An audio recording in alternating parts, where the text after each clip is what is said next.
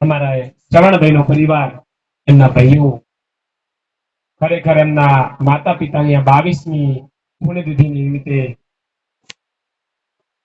પૂજનીય અને વંદનીય સંતો બોલાયા છે. આપ સૌ ભક્તોને બોલાયા, માતાઓ, બહેનો, ભાઈઓ, અમારા શ્રાવણ મિત્રો, દરેકને ખરેખર મારા કોટીવાર પ્રણામ. સંતોના સમયના ભાવે બધા નામ નથી લેતો. સૌ સંતોના ચરણો મારા કોટીવાર વંદન કરું છું. માતા પિતાની આ કળયુગમાં કોઈ જીવતા સેવા નથી કરતા, અને જો આ પરિવાર 22 વર્ષથી એમના માતા પિતાની તિથિ ઉજવતા હોય, પણ જ્યારે તારે આપણે બધાએ કોઈ કાર્ય થતું હોય તો ભાઈઓને ધન્યવાદ આપતા હોઈએ છીએ. એમાં સૌથી મોટી ભૂમિકા બહેનોની હોય છે. હસતા મુખ્યના મોલ ઘણા મોટડા, એવાના દર્શન કરીએ સાહેબ. અંગના ઉસેક જેને પ્રેમના પાથરણા. ભાઈઓ હારા હોય, હગવાલા હારા હોય, ઘરમાં દુર્ગાનું સ્વરૂપ બેનું રેડી હોય, તો જ આવો ભજન ભાવ થતો હોય. સાહેબ, આવા પરિવારને કોટીવાર વંદન કરું છું. અને મારે તો પ્રાથમિકતાની વાતો કરવાની હોય છે. સંતો મલમ લગાવે, મારું કામ ડેટોલ લગાવવાનું. એટલે ખરેખર સંતો સિવાય આનંદ નથી થતો. સંતો આપણા ઓગણે આવતા હોય તો આપણું સાહેબ કોઈ પેઢીનું પુણ્ય હોય, ગુરુ કૃપા થઈ હોય તો સંતો આપણા ઘેર આવે સાહેબ. અને સંતો કોઈ સાધારણ વસ્તુ નથી સાહેબ. તમારા ઉપર સાહેબ દ્રષ્ટિ પડી જાય ને તો આ દેહનું કલ્યાણ થઈ જાય. એટલે संतो कोई दाल साधारण ना समझ। कौन कहते हैं भगवान आते नहीं तुम सबरी की तरह बुलाते नहीं, कौन कहते हैं भगवान नाचते नहीं तुम मीरा की तरह नचाते नहीं। आ तो मारा वालो बहु परमात्मानी રીત તો ન્યારી છે, પણ આપણે સાહેબ હું પણ આમાં દેખાતું નહીં. કોઈને રૂપનું ઘમંડ છે, કોઈને પૈસાનું ઘમંડ છે, તો કોઈને વળી કાયાનું ઘમંડ છે. આ દુનિયા સાહેબ ઈગોમાં જતી રહેવાની છે. એટલે ખૂબ હળીમળીને રહેવું, વર્તમાનને માણવું સાહેબ. ખૂબ સંતોના ગહારામ રહેવું. આ કળજુગ છે સાહેબ. અઠવાડિયે 15 દાડી સંતોનો પગલા કરાવજો. અને સાહેબ હું તો ઘણી વાર કહું છું કે ઉંબરાવથી ભરલું પડ્યું છે, પણ ઘરમાં શિક્ષણ નહીં હોય, ઘરમાં સંસ્કાર નહીં હોય, અને એક છોકરો જો ઊંધો પાછો સાહેબ 100 મહિનામાં ખાલી થઈ જાય. કોઈ હવામ ના હેડતા સાહેબ. કોઈના મનમાં એમ કે રૂપિયાવાળા હોનાની કડી પીતા હશે તો એ તમારો વેમ છે સાહેબ. એ સાહની કડી પીવી છે.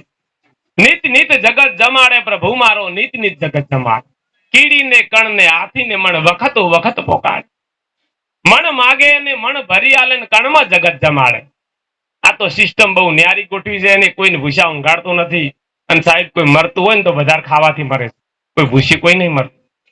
એટલે ખરેખર ખૂબ હળીમળીને રહેવું.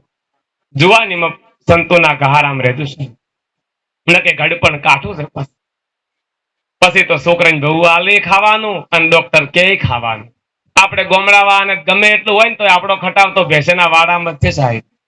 જેટલા ઉથમા કરવા હોય એટલા કરવું પડે સાહેબ. છેલ્લી ઘડી તમારો ખટાવ ભેંસના વાડામાં છે. કોઈના મનમાં એવું હોય ને કે ગંઢાથી જાત્રા આવી કરશે, ગંઢાથી ભજન કરશે, તો એ તમારો વેમ છે સાહેબ. ખૂબ જુવાની હરખા રહેજો. અને હું તો ઘણી વાર કહું છું કે વાઢેલા પાથરા આડા આવશે સાહેબ. તમે ઓબા વાયા છે, તમારા છોકરો કેરીયું ખાય, બાકી બાવળિયા વાયા હોય ને તો કેરીની વાટ મત જોજો. જુવાનીમાં જેટલા ધાગડા કરવા એટલા કરજો પરા. તમારા છોકરામાં આવશે આવશે ને આવશે, એ વાતમાં કોઈ ફેર પડવાનો નથી. એટલે ખૂબ હરખા રહેજો, ખૂબ હળીમળીને રહેજો, અને વર્તમાનને માણો સાહેબ. સે એમાં મજા કરો. આપણે તો ભરભારી બળતરા હું કઈ જવાનું. પાડોશી ગાડી લાવે આપણે ચિંતા કરવાની કે અબધા ચમચમ ભરાય. ભાઈ એને ભરવા હોય તો ભરે, તમે મોજમાં રહો, બીજી વાત નહીં. જુવાની આવડી ગડપણની ચિંતા કરતા હોય, કંઢી આવડી એની જુવાની યાદગીરી કરીને હુકાઈ જતા હોય. સાહેબ મોજમાં રહેવાનું. વાયેલું હશે એવું લણવાનું છે સાહેબ. એટલે ખૂબ મોજમાં રહેજો અને ખૂબ હળીમળીને રહેજો. આ પાઘડીની ખૂબ સેવા કરજો સાહેબ. દાડે દાડે પાઘડીઓ ઘટતી જ હોય છે સાહેબ. જે ઘરમાં વડીલોની સલાહ લેવરાય છે ને એ ઘરમાં વકીલની નથી લેવી પડે. એટલે ખૂબ એમને નમજો. નમે એ હવને ગમે, પણ છોકરા તો કે ઝૂકેગા નહીં સાહેબ. ખરેખર જે ઘરમાં આ સંતોની જે ગંઢીની સલાહ લેવરાય સાહેબ, એ ઘરમાં મજા. એટલે ખૂબ એમને નમજો. અને હું તો કહું અંબે માઈ ધજામાં તો લઈને જાજુ, નકે ઉમરા વાઈને હાડલે હાસલ. એને પૂછજો કે માં તમારી તબિયત કેવી છે, માં તમારે શેનું શાક ખાવું છે? સાહેબ, માતા પિતાથી મોટો કોઈ ભગવાન નથી. અને ખરેખર પેલા માતા પિતા નમી અને પછી ગુરુના શરણે પણ જજો, કારણ કે એ જન્મદાતા છે. એટલે ખૂબ એમની સેવા કરજો. પણ યુવાનો તો કે my life is my wife. જાણે ના ઉપરથી ટપચ્યા હોય. પથ્થર હતા એટલા દેવ કર્યા ત્યારે તમારું મુખડું જોયું છે. તમારા બદલે મોનતા એ મોનવામાં બાચી નહીં મેલ્યું. બેહવાની મોનતા, બોલવાની મોનતા, હગું થવાની મોનતા. હવે વળી મોટા છે એટલે ઓછું બોલે એની મોનતા મોનવાની. ખરેખર મોનતા એમને મોનતા એમ મા બાપની જિંદગી પૂરી કરી. તમારા માટે મોટા મોટા વર્તા જોયા છે એની કે મારો સંતાન મોટા થાય ને આવું કરશે, મારે બહુ આવશે ને મારી સેવા કરશે. એટલે ખરેખર હું તો કહું, તમારા હાવ વાળાની સેવા કરવી હોય તો કરજો, તમારા માતા પિતાની સેવા કરવી હોય તો કરજો, મારો કોઈ વધો નથી. પણ સાહેબ, જેવું કરશો એવું ભરશો. કાલ તમારે સાસુમાં બનવાનું છે. તમારા પપ્પાને જેટલા હેરાન કરવા એટલા કરજો, કાલ તમારે પપ્પા બનવાનું છે. વ્યાજ શીખે લેવા તૈયાર રહેજો. અને ગમે તે કોમ કરો તો એક વાત યાદ રાખજો કે મારો બાપ કોણ છે સાહેબ, એ વાતને ભૂલી ના જાઓ. ખૂબ માતા પિતાની ખૂબ સેવા કરજો. મોબાઈલની દુનિયા છે, વાપરજો, મારો કોઈ ના નથી. પણ સાહેબ, આ ગંઢીએ એકબીજાને રાગ હતા, તે વધરા થાય ને તો દોરતા હતા. અને તમારે જાનું દીકું છે, દોરવાય ઉભો નહીં. એટલે ખૂબ ખબર રાખજો. આ તો કહેવા પૂરતું છે. એટલે ખૂબ હળી મળીને રહેવાનું, વર્તમાનને માણવાનો. અને કબીર સાહેબ એક જ વાત કરી છે કમાલીબાઈને કે કર સાહેબ કી બંદગી ઓર ભૂખે કુછ, તારે કોઈ બીજું કરવું નથી. આયા જાની સેવા કરો. હસતા મુખેના મોલ ઘણા મોટલા એવાના દર્શન કરીએ.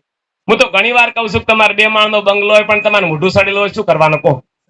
કોક આવે તો એ નસીન બોલાવજો અને સેવા કરજો. વધારે તમારા પાસે પૈસા હોય તો 3 જગ્યાએ વાપરજો. સંતુની સેવામાં વાપરજો, શ્રવણભાઈની જેમ માતા પિતાની સેવામાં વાપરજો, અને સોડિયન રાજી રાખજો. સાહેબ, કુંવાઈશેની ખૂબ સેવા કરજો. સાહેબ ન કે પછી લાઈટ ચેકિંગ વાળા અને પોલીસ વાળા વાટ જોઈને બેઠા છે. એટલે ખૂબ તમારું ધન ધર્મ વાપરજો, ખૂબ સંતોની સેવા કરજો. આપણે બહુ સંતોને સાંભળવાના છે. એટલે હવે આપ સૌને મારા જય ગુરુ મહારાજ.